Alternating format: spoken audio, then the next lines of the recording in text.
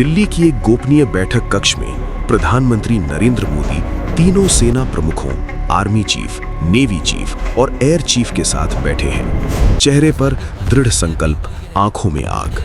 ये समय है बदला लेने का, वे कहते हैं। और फिर 7 मई 2025 की आधी रात ठीक 1 बजे अंबाला एयरबेस से रफाल जेट्स की गर्जना गूंजती है।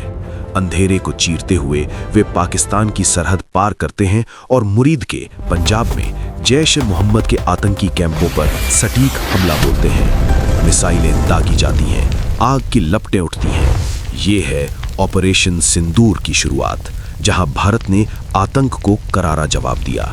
क्या हुआ आगे, देखते रहिए। तारीख थी 22 अप्रैल।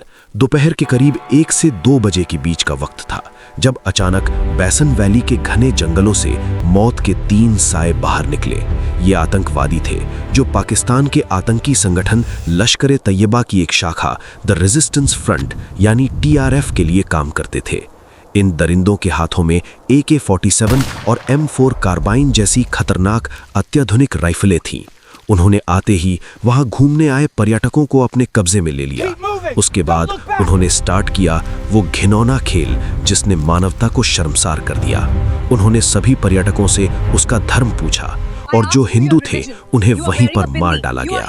जिसने भी अपने माथे पर टीका लगा रखा था या जिसने भी अपने कलाई में कलावा बांध रखा था, उसे वहीं शूट कर दिया। कुछ लोगों ने अपनी जान बचाने के लिए झूठ बोलना चाहा, पर उन दरिंदों ने उन्हें कलमा सुनाने को कहा और सभी जेंट्स के पट उतार कर भी चेक किया। जो भी हिंदू पाए जाते उन्हें शूट कर दिया गया।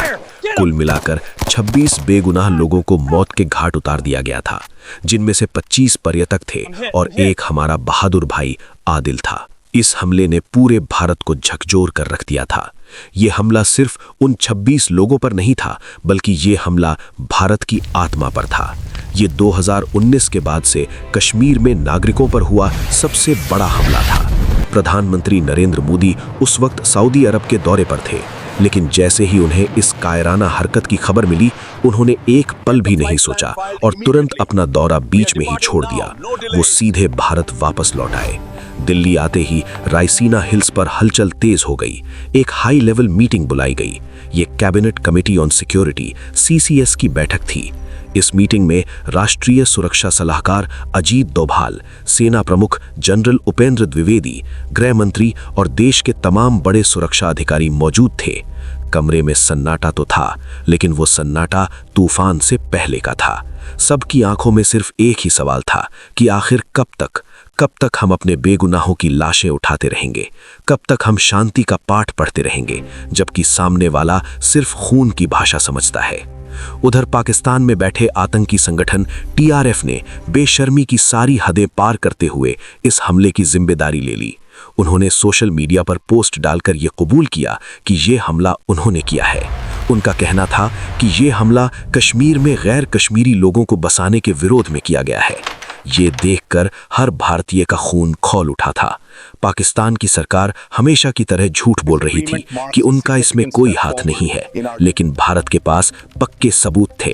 हमारी इंटेलिजेंस एजेंसीज रॉ और IB ने उन कॉल्स को इंटरसेप्ट कर लिया था जो हमले के वक्त और उसके बाद उन आतंकवादियों ने पाकिस्तान में बैठे अपने आकाओं को किए थे।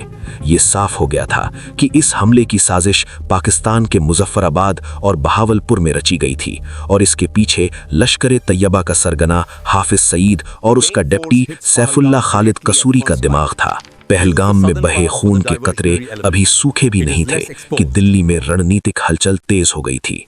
भारत सरकार ने सबसे पहले कूटनीतिक स्तर पर पाकिस्तान को जवाब देना शुरू किया। भारत ने सिंधु जल समझौता यानी इंडस वाटर ट्रीटी को सस्पेंड करने का ऐतिहासिक फैसला लिया।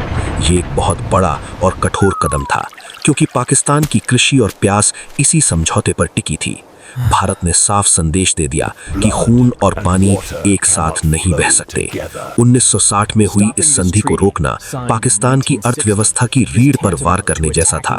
पाकिस्तान में हड़कंप मच गया। वहां के नेताओं को समझ नहीं आ रहा था कि अब क्या करें।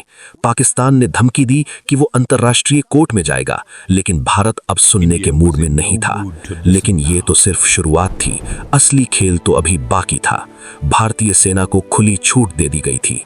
सेना प्रमुख जनरल उपेंद्र द्विवेदी ने अपने कमांडरों के साथ मिलकर एक ऐसा प्लान बनाया जो न सिर्फ पाकिस्तान को दर्द देगा बल्कि उसकी रूह कंपा देगा। इस प्लान का नाम रखा गया ऑपरेशन सिंदूर। आप सोच रहे होंगे कि इस ऑपरेशन का नाम ऑपरेशन सिंदूर ही क्यों रखा गया? इसके पीछे एक बहुत ही भावुक और दिल को छू लेने वाली वजह थी। पहलगाम हमले में जिन महिलाओं ने अपने पतियों को खोया था, जैसे शुभम द्विवेदी की पत्नी या लेफ्टिनेंट विनय नरवाल की पत्नी, उनका सुहाग उजड़ गया था, उनका सिंदूर मिट गया था। ये ऑपरेशन उन्हीं सुहागों का बदला लेने के लिए था।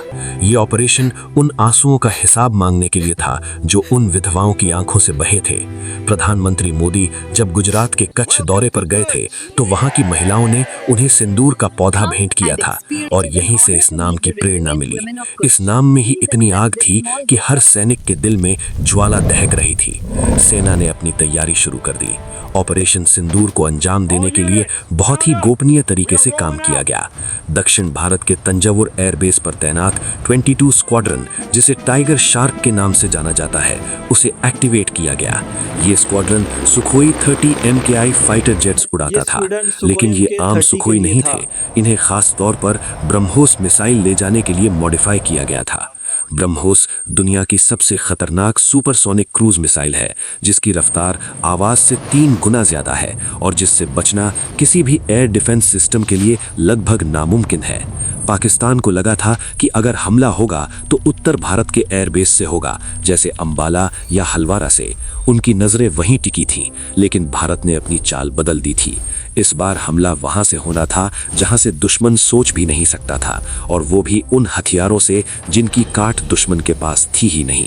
मई का महीना शुरू हो चुका था। सरहद पर तनाव इतना ज्यादा था कि एक चिंगारी भी युद्ध भड़का सकती थी। पाकिस्तान ने अपनी फौज को बॉर्डर पर लगा दिया था। उनके राडार 24 घंटे आसमान को गूर रहे थे, लेकिन भारतीय सेना की खामोशी उन्हें और भी ज्यादा डरा रही थी। कहते हैं ना कि शेर जब शिकार करने वाला होता है तो वो एकदम शांत हो जाता है। ठीक वैसा ही हाल भारतीय सेना का था। 7 मई की तारीख नजदीक आ रही थी। खुफिया जानकारी के मुताबिक पाकिस्तान के बहावलपुर और मुरीदके में आतंकी ट्रेनिंग कैंप्स में हलचल बढ़ गई थी। उन्हें लग रहा था कि अब इतना वक्त बीत गया है तो शायद भारत हमला नहीं करेगा। यही उनकी सबसे बड़ी भूल थी। 7 मई की रात का अंधेरा गहरा होता जा रहा था। घड़ी की सुइयां धीरे धीरे आगे बढ़ रही थीं। भारत के अलग अलग एयरबेसों पर एक अजीब सी हलचल थी, लेकिन सब कुछ बहुत ही शांत और अनुशासित था। पायलट अपने जी सूट्स पहनकर तैयार थे। तकनीशियन आखिरी बार जेट्स की जांच कर रहे थे। तंजावुर से सुखोई 30 MKI ने उड़ान भरी। इसके साथ ही ग्वालियर और अंबाला से मिराज 2000 और राफेल जैसे घातक विमान भी आसमान में गरजने के लिए तैयार थे। ये कोई आम रात नहीं थी, ये न्याय की रात थी। ऑपरेशन सिंदूर का मकसद साफ था, आतंक के उन 9 ठिकानों को नेस्त नाबूद करना जहां से भारत के खिलाफ जहर घोला जाता था। रात के ठीक 1:45 हो रहे थे जब भारतीय वायुसेना के विमानों ने अपनी पोजीशन ली। इस बार हमने लाइन ऑफ कंट्रोल ही नहीं बल्कि इंटरनेशनल बॉर्डर को भी पार करने की रणनीति बनाई थी। लेकिन ब्रह्मोस जैसी स्टैंड ऑफ मिसाइलों की वजह से हमें दुश्मन के बहुत अंदर जाने की भी जरूरत नहीं थी। हम अपनी सीमा के करीब रहकर भी उनके दिल में खंजर उतार सकते थे। जैसे ही भारतीय विमान राडार पर आए, पाकिस्तान के एयर डिफेंस सिस्टम के सायरन बजने लगे, लेकिन जब तक वो कुछ समझ पाते तब तक बहुत देर हो चुकी थी।